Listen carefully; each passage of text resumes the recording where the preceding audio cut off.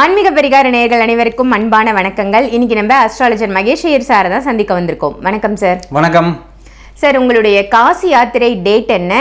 எந்தெந்த நாட்களில் நீங்கள் காசி யாத்திரைக்கு செல்ல இருக்கீங்க? நவம்பர் 11 காசி யாத்திரை ஃப்ரம் பெங்களூர் டு வாரணாசி. வாரணாசியிலேருந்து திருப்பியும் பார்த்திங்கன்னா 5 நாட்கள் மொத்தம். காசி, திரிவேணி சங்கமம், பிரயாக்ராஜ், அதே மாதிரி பார்த்திங்கன்னா கயா, அங்கே புத்த கயாவும் போயிட்டு வரோம் இந்த வாட்டி. எப்பவுமே உண்டு.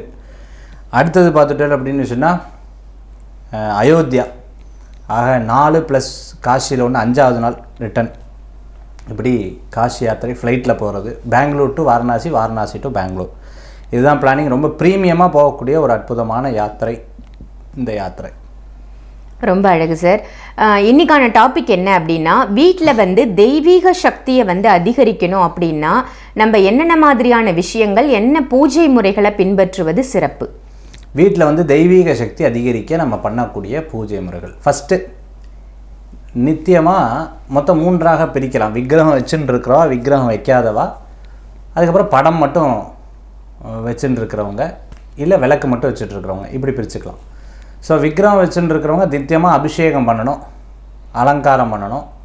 அதே மாதிரி தீபாராதனை. எப்படி ஒரு கோயிலில் நித்தியமாக பூஜை பண்ணுறாலோ அந்த மாதிரி பண்ணுறது ரொம்ப விசேஷம். காலையில் ஒரு வேளை மட்டும் பண்ணுவாள். சாயந்தரம் பார்த்தீங்கன்னா ஒரு நைவேத்தியம் பண்ணுற வழக்கங்கள் இருக்குது. சாமி படம் மட்டும் வச்சுன்னு இருக்கிறவங்க ஒரு நாள் ஒரு நைவேத்தியம் மட்டும் பண்ணுவாள். சில பேர் 2 வேளை நைவேத்தியம் பண்ணுவாள். கார்த்தால விளக்கும் சாயந்தரம் விளக்கு மட்டும் ஏற்றி அந்த வழிபடக்கூடிய முறைகள் இருக்குது. எங்கள் வீட்டில் சாமி படங்கள்லாம் அதிகமாக இல்லை, விளக்கு தான் நாங்கள் ஏற்றுவோம் அப்படின்னு சொல்கிறோம். விளக்கை மட்டும் ஏற்றி வழிபாடு பண்ணுறது உண்டு. அதே மாதிரி கார்த்தால யதார்த்தமாக எல்லா வீட்லேயும் சாதாரணமாக பண்ணுறது. ஒரு விஷ்ணு சாஸ்திரநாமம், லலிதா சாஸ்திரநாமம், இன்றைக்கி எல்லாத்துக்கும் ஃபோன் இருக்குது. ஒரு 5 நிமிஷம் போட்டு விட்டுடுறது, சுப்பிரபாதம் போட்டு விட்றது ரொம்பவுமே சிறப்பு. சாயந்தரம் கந்த சஷ்டி கவசம். அதே மாதிரி பார்த்துட்டிங்கன்னா நைட்டு தூங்குறதுக்கு முன்னாடி ஹரிவராசன நாமத்தை போட்டு விடுறது ரொம்ப விசேஷமான பலன்களை கொடுக்கக்கூடியதாக இருக்கும். அந்த வீட்டில் எந்த வீட்டில் ஹரிவராசனம் நாமம் தினந்தோறும் நைட்டு கேட்குறதோ அந்த வீட்டில் ஒரு பெரிய அமைதியும் பெரிய ஒரு நிம்மதியும் கூடி வரதை நம்மளால் பார்க்க முடியாது. நிறையா குழந்தைகளுக்கு அம்மா இந்த நிகழ்ச்சியை பார்த்துட்டு இருக்கிறவா நிறையா பேர் டெய்லி சார் நான் ஹரிவராசனம் போட்டுவிட்டு என் குழந்தை தூங்கிடும் சார் அப்படின்னு சொல்கிறவா எத்தனையோ அம்மா அதுமாரி பாடுறவா கூட இருந்துட்டுருப்பா. ரொம்ப விசேஷமாக இருக்கும். அது வீட்டில் ஒரு பெரிய அமைதியை கொடுக்கும். சார், இப்போ நம்ம வீட்டை பற்றி பேசும்பொழுது இந்த பூஜை முறைகள் நீங்கள் சொல்லும் பொழுது என்ன பாடல் அப்படின்னு கூட சொன்னீங்க. இப்போ வீட்டில் தெய்வ சக்தி இருக்குது அப்படின்னா என்னென்ன மாதிரி அறிகுறிகள் நமக்கு அதை காமிச்சு கொடுக்கும்? சொல்கிற வார்த்தைகள்லாம் பலிக்கும். 1. 2வது மனசில் நினைப்பா, அவள் கண்ணு முன்னாடி நிற்பா, இல்லைன்னா ஃபோன் பண்ணுவாங்க. அதே மாதிரி நிமிடத்துக்கு நிமிடம் அந்த சகுனங்கள் நமக்கு காமிச்சு கொடுக்கறத நம்மளால் பார்க்க முடியுது. இன்னொன்று முகம் ரொம்ப தெளிவாக இருக்கும்.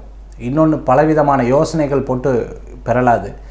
எடுத்த முடிவுகளை தீர்க்கமாகவும் தெளிவாகவும் எடுப்பாங்க. ஒரு விஷயத்தை போட்டு குழப்பிகிட்டே இருக்க மாட்டாள். ஒரு விஷயத்தில் ரொம்ப திருப்தியாகவும் நிம்மதியாக இருப்பாள். நைட்டு படுத்தா தூக்கம் வரும். காலையில் பிரம்ம முகூர்த்தத்தில் நேரத்தை எழுந்திரிப்பாள். அந்த 6 to 7 hours 8 hours ஸ்லீப் அவங்களுக்கு ஒரு பெரிய ஸ்லீப்பாக இருக்கும். டீப் ஸ்லீப்பாக இருந்துட்டுருப்பாள். ரொட்டீனாக அவங்களுடைய ஒர்க் எடுத்து அவங்க பார்த்துட்டு இருப்பாங்க. யாருடைய விஷயத்துலையும் தலையிட மாட்டாங்க. எல்லா விசேஷ நாட்கள்லையும் சொந்த பந்தங்களோட ரொம்ப சந்தோஷமாக இருப்பாள். யாரு கூடயும் பிரச்சனை பண்ணாத. ஒரு குரூப்பில் 15 பேர் இருந்தால் 15 பேர் கூடயும் ஒத்துழைப்பாள். இப்போ வீட்டில் நீங்கள் 3 விதங்கள் சொன்னீங்க. அதாவது இறை விக்கிரகமாக வைக்கலாம், ஃபோட்டோ வைக்கலாம், இல்லை விளக்கு வச்சு வழிபாடு பண்ணலாம். நான் 3ஆக பிரித்து சொல்கிறேன் அப்படின்னீங்க இல்லையா? அதில் விக்கிரக வழிபாடு அப்படிங்கிறது யாரெல்லாம் பண்ணலாம்? அதுக்கு உபதேசம் வேணுமா? விக்கிரகம் எந்த அளவு இருப்பது சிறப்பு சார்? யார் உபதேசம் பெற்றிருக்காங்களோ அவங்க விக்கிரக வழிபாடு பண்ணுறது ரொம்பவுமே சிறப்பு. படத்துக்கு பூஜை பண்ணுறது எப்போவுமே அம்மா பண்ணி, அம்மா கூட குழந்தைய கையை தொட்டு பண்ணி கொடுக்கும்போது அம்மாவே நமக்கு குருவாக மாறிடுறாங்க. அடுத்து விளக்கேற்றுறது அம்மா ஏற்றுவா, ஒரு நாள் நம்ம கையை தொட்டு ஏற்றி கொடுப்போம், அதுவே நமக்கு குருவாக மாறிடுறாங்க. அதனால் இந்த விக்கிரக வழிபாடு மட்டும் ஒரு குருவை பார்த்து அந்த குருவிட்டேருந்து நம்ம கற்றுக்க வேண்டிய அவசியம் இருக்குது. அதே மாதிரி பாரம்பரியமாக வரவா அப்பா அம்மாட்டேருந்து பண்ணுறவா அப்பா அம்மாட்டேருந்தே கற்றுக்கலாத, தப்பு கிடையாது. சார், இப்போது நம்ம சாம்பிராணி போடுவோம் இல்லையா? சாம்பிராணி வாசனையில் கூட இறைவனை பார்க்கலாம், இறைவனை காண முடியும் அப்படின்லாம் சொல்லுவாங்க. இந்த சாம்பிராணியில் என்னென்ன மாதிரி பொருட்களை சேர்ந்து போட்டால் இன்னும் சிறப்பு? அதாவது நமக்கு இந்த சாம்பிராணின்னா தசாங்கம் தான் சொல்லுவேன்.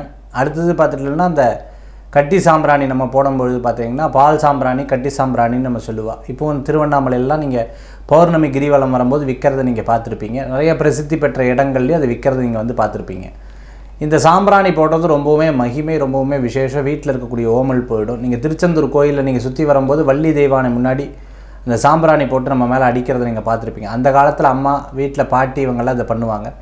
அந்த வீட்டில் துர்சக்தி போகிறதுக்காக வெண்கடுகு போட்டு அதை வந்து ஏற்றுறோம். அதே மாதிரி பார்த்தீங்கன்னா இன்னும் அந்த வீட்டில் வந்து ரொம்ப நல்லா பாசிட்டிவாக இருக்கணும். துளசி பொடி அதே போன்று பார்த்துட்டிங்க அப்படின்னு சொன்னால் அதில் வந்து லைட்டாக சந்தன பொடி இதெல்லாம் போட்டு அந்த வீட்டில் வந்து அந்த அந்த பெரிய பலத்தை ஊட்டுவாங்க.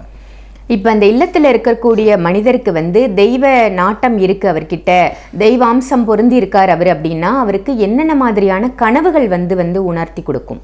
பொதுவாகவே நமக்கு வந்து தெய்வ சக்தி பொருந்தின ஒரு பாசிட்டிவான ஒரு விஷயங்கள். ஃபஸ்ட்டு டீப் ஸ்லீப்புன்னு சொன்னால் டீப் ஸ்லீப்பில் இருக்கும்போது கனவு பெருசாக வராது ஒன்று. இன்னொன்று அப்படியே வந்தால் கூட ஒரு பாசிட்டிவான நம்ம கேட்ட கேள்விக்கு உண்டான பதிலாக கனவுகள் வரும். சார், இப்போ ஒரு வீட்டில் வந்து வாஸ்து கோளாறு இருக்குது, வாஸ்து ரீதியாக அந்த வீட்டில் ஏதோ ஒரு பிரச்சனை இருக்குது அப்படின்னா அது கூட தெய்வ நடமாட்டத்தை வந்து தடுக்குமா? ஒரு வீட்டில் நான் ஜாதகம் பார்த்தேன், ரொம்ப சூப்பராக இருக்குது, எந்த விதமான பிரச்சனையும் இல்லை. 4ஆம் இடத்துல பிரசன்னத்தில் மட்டும் சரியில்லாமல் இருந்தது. நான் சொன்னேன் வீட்டில் போய் வாஸ்து பார்க்கணும், ஏன்னா ஜாதகமெல்லாம் நம்ம பண்ணணும்னா இருக்குது. ஆனால் வீட்டில் வாஸ்து பார்க்கணும். அந்த வீட்டில் போய் வாஸ்து பார்க்குறேன், மண் இவங்களை சாப்பிட்றது, அதாவது மண் இவங்களை கொள்றதுங்கிற மாதிரி நிறைய எனக்கு ஒரு பெரிய அறிகுறிகள்லாம் தெரிஞ்சுது. போகும்போதே நிறைய அறிகுறிகள்லாம் தெரிஞ்சுது. பாருங்கள், வீட்டில் வாழ்கிறவங்களுக்கு மட்டும் கிடையாது, வாஸ்து பார்க்க போன நமக்கே அறிகுறிகள் தெரிய வருது. அப்போ அந்த வீட்டில் துர்சக்தி விஷயங்கள் இருக்கிறத நம்மளால் பார்க்க முடியுது. வாஸ்து ரீதியாக அது அவ்வளோ சிறப்பாகவும் இல்லை, அதனால் அவங்களுக்கு நிம்மதியும் கெட்டிருக்கு. இது நான் பார்க்க போன இடத்துல அனுபவப்பட்ட ஒரு உண்மை. சரி, இப்போ ஒரு சில பேர் வந்து கிணறு இருந்தால் அந்த கிணத்தை மூடிட்டாங்க அப்படின்னா கூட தெய்வ சக்தி நடமாட்டம் வந்து தடுக்கப்படும் அப்படின்னு சொல்கிறாங்க, அது உண்மைதானா?